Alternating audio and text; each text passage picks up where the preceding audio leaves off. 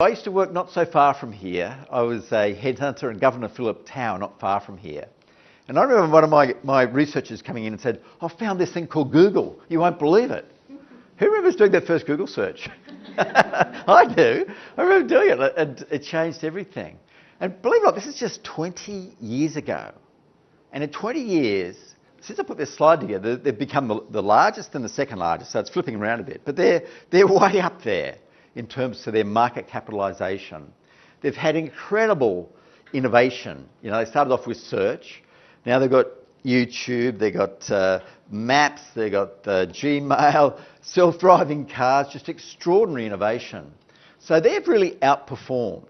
They really have. And you might say, well, you know, it's high tech, you know, that's understandable.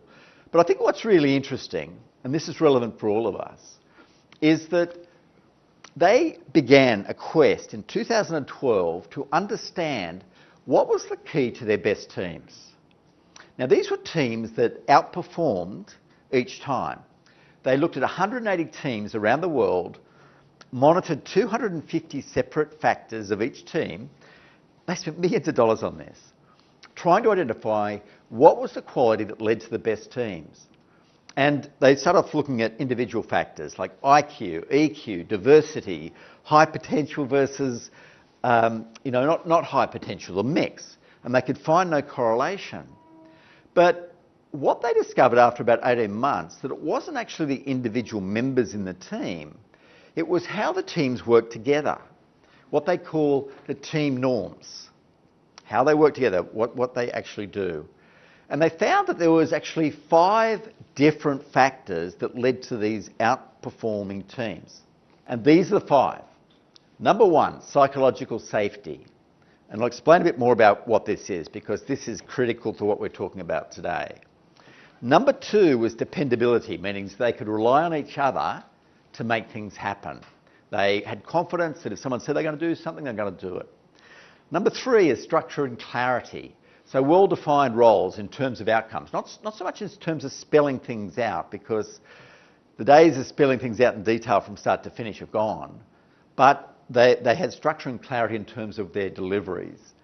Meaning, purpose, and this is going to be a common theme as we move through today, purpose and knowing that what you do makes a difference is unbelievably important when we're changing every day. And then finally, impact. But by far, the most important was what's called psychological safety. So, what do you think psychological safety is? How can we make our teams more psychologically safe?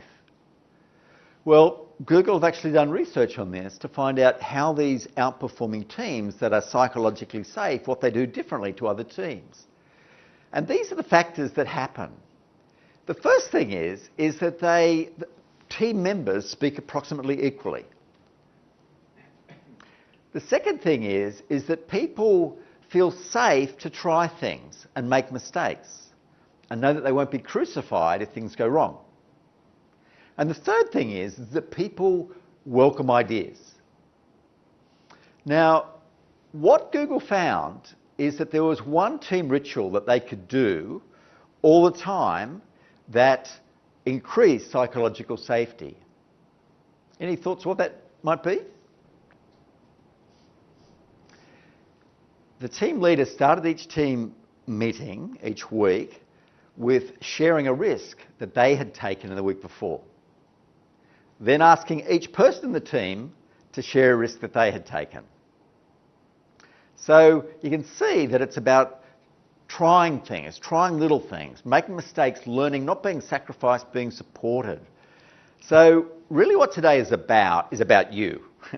Because, you know, the questionnaire you did, the Y Code questionnaire, the strengths, is about understanding ourselves better. Because I'm 100% convinced that if we're not strong, if we're not robust, if we're not resilient, we can't contribute and help those around us. We have to be strong ourselves. And I learned this the hard way, which I'll talk about in a moment. So, out of today, it will be about, hopefully, picking up just 1 or 2 rituals that you can do differently that will make a difference to you, and maybe 1 or 2 to your tribe. Because although this you know, the downside of mood is depression, stress, anxiety, bipolar. The upside is, you know, a much better life, a much better life. And I think this is very, very compelling research by Gallup. Gallup have been looking at engagement for over 50 years. They've looked at hundreds of questions. The more people that strongly agree with this question in an organisation, the higher the profit, the higher the productivity, the higher the customer service levels, and the longer employees stay here. So it sort of sounds common sense, but this has been asked. This is probably one of the most rigorous organisational questions that's ever been put. It's been asked over 15 million times in 135 countries, and they can show the more people do that, the higher the profitability, the higher the productivity.